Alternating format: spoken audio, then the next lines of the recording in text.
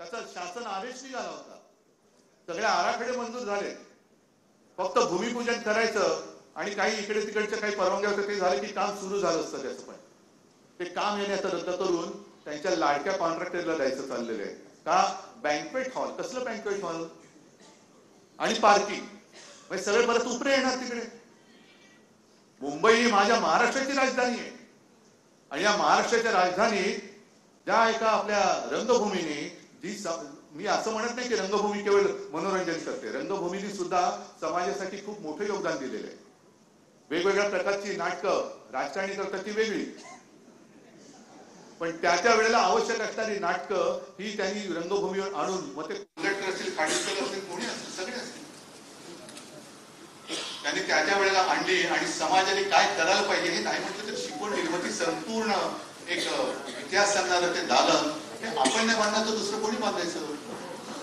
आणि आता हे जे बाळासाहेबांचे विचार, दुबईला जाऊन क्रिकेट मॅच बघतात हिंदुस्थान पाकिस्तान, हे बाळासाहेबांचे विचार सांगणार आम्हाला.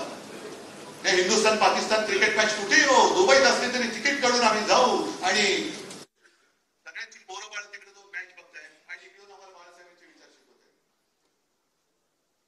का तिकडे आवाज का उठवत नाही? मंत्रीपद नाही मिळालं तर गावी जाऊन बसता. इकडे मराठी रंगभूमीचं दालन जे आम्ही करतो आहोत त्याचे सगळे आराखडे मंजूर आहेत, शासन आदेश निघालेला आहे. ते रद्द झाले तरी चालेल, पण तिकडे सुद्धा कॉन्ट्रॅक्टर आला पाहिजे, तिकडे सुद्धा उपरेच घुसले पाहिजेत. आम्ही घुसू देणार नाही. जर तिकडे कोणी तिकडे वीट रचायचा प्रयत्न केला तर सगळा मराठी माणूस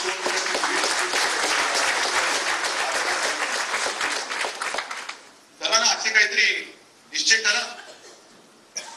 निश्चय केल्याशिवाय काही होत नाही.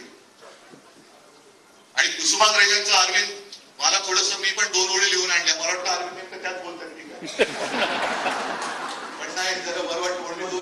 काय होतं, मला वाचून नाही बोलण्याची सवय, कारण वाचून बोलायची सवय झाली असती तर कदाचित मी जाऊ द्या.